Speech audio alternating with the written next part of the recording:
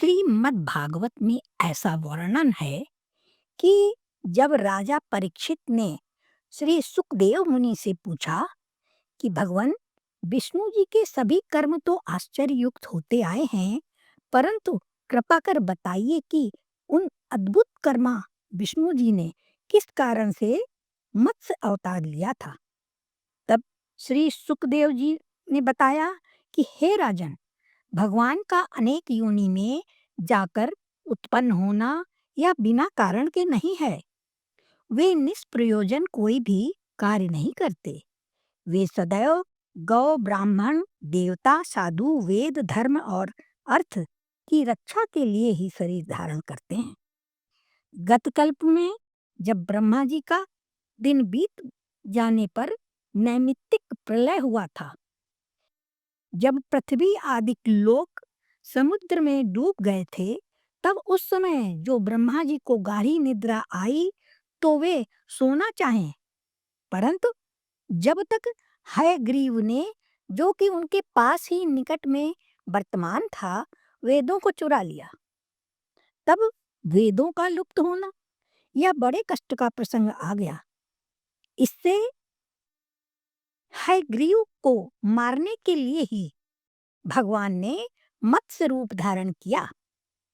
तब जिस स्थान के जलराशि में भगवान ने जाकर मत्स्य शरीर ग्रहण किया, वहीं पर सत्यव्रत नाम का राजा भी वास करता था। वह बड़ा ही धर्मात्मा और विष्णु जी का परम भक्त था। उसने सब विषयों को त्याग कर दिया था और इस प्रकार अपने मन को भगवान के चरणों में लगाए हुए केवल जल का आहार धारण किए अपने शरीर का निर्वाह करता था। जब एक दिन राजा उस जल राशि में स्नान करने गया, तो जल में खड़े खड़े जब अंजलि से जल का तर्पण कर रहा था कि उसकी अंजलि में एक मछली आ गई। राजा ने उसे देखकर फिर जल में फेंक देना चाहा। तब उस मत्स्य ने राजा से कहा, राजन, इस जल के जीव मुझे बहुत तंग करते हैं, इसलिए मैं उससे अपनी जान बचाकर आपकी शरण में आई हूँ। सो आप मुझे फिर जल में ही फेंक देना चाहते हैं। साधु पुरुष शरण आए का त्याग नहीं करते, अतः आप मुझे जल में न फेंकिए और अपने पास रखकर मेरी रक्षा कीजिए। राजा ने निरुत्तर होकर उसे अपने कमंडल में छोड़ लिया और उस मछली को साथ लिए अपने आश्रम में आ गए। रात भर में ही मछली कमंडल से बढ़ गई। जब प्रातःकाल राजा उसे देखने गए तो देखा कि मत्स्य का रूप कमंडल में बढ़ गया है। साथ ही उस मत्स्य ने कहा कि हे राजन, अब मैं इस कमंडल में रहने के योग्य नहीं हूँ, इसलिए मुझे किसी एक ऐसे स्थान में रखिए कि जहाँ मैं सुरक्षित रहकर अपना विकास कर सकूं। राजा ने उसे कमंडल से निकालकर एक जल भरे विशाल घट में छोड़ दिया। रात बीती, मछली फिर बढ़ गई। जब प्रातःकाल राजा ने देखा तो उसने कहा, राजन, अब मैं इससे बढ़ गई, कृपा कर मुझे कोई दूसरा स्थान दीजिए, क्योंकि मैं आपकी शरण में आई हूँ। इससे मेरी रक्षा करना आपका परम धर्म है। हे राजन परीक्षित, उस मछली का ऐसा वचन सुनकर राजा सत्यव्रत ने उसे घड़े से बाहर निकालकर एक सरोवर में छोड़ दिया। उस सरोवर में भी वह मछली इतनी बड़ी कि उसे उसमें भी रहने का स्थान न मिला। तब वह फिर राजा से कहने लगी, हे राजन, मेरे रहने को सरोवर भी काफी नहीं है। इससे कोई दूसरा उत्तम सरोवर मेरे लिए खोजो कि जहां मुझे सुख मिले और मेरी रक्षा हो। इस प्रकार मत्स्य के कहने पर राजा ने उसे दूसरे बड़े सरोवर में डाला, किंतु वह मछली किसी में भी न समा सकी। यह देख राजा सत्यव्रत ने उसे समुद्र में ही छोड़ देने का विचार किया। तब उस मछली ने राजा से कहा, हे राजन, तुम मुझे इस समुद्र में मत छोड़ो, क्योंकि इस रत्नाकर में अनेक भयंकर घड़ियाल आदि जलचर रहते हैं। ये मुझे जीता ना छोड़ेंगे। मछली की ऐसी बात सुनकर राजा सत्यव्रत ने उससे कहा कि हे मत्स्य रूप से मोहित करने वाले, सत्य कहो कि तुम कौन हो। निश्चय ही तुम कोई अवतारिक पुरुष हो, नहीं तो क्या एक ही दिन में आप 100 योजन चौड़े जलाशय को अपने शरीर से घेर लेते। मैंने आज तक आप जैसे प्रभाव वाले किसी भी जलचर को न देखा और न सुना। इससे जान पड़ता है कि भक्तों पर दया करने वाले अविनाशी भगवान आपने मुझ पर कृपा करने के लिए ही यह जलचर का रूप धारण किया है।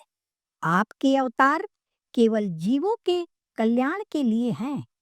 ऐसा जानकर भी मैं आपसे पूछता हूँ कि यह अद्भुत मत्स्य का रूप आपने किस कार्य के लिए धारण किया है? कृपा कर आप उसका कारण बताइए। सुखदेव जी कहते हैं, हे परीक्षित, जिन भगवान को अपने भक्त प्रिय हैं और राजा सत्यव्रत के हित को करना चाहते थे, और जो प्रलय होने पर भी उस अपार जलराशि में क्रिया करने वाले के लिए मत्स्य रूप धारण किए थे, वे उधर राजा सत्यव्रत से बोले, राजन सत्यव्रत, आज से 7वें दिन यह तीनों लोक प्रलय सागर में डूब जाएंगे। जब प्रलय के जल में यह त्रिलोकी डूबने लगेगी, तब मेरी भेजी हुई नौका तुम्हारे पास आवेगी।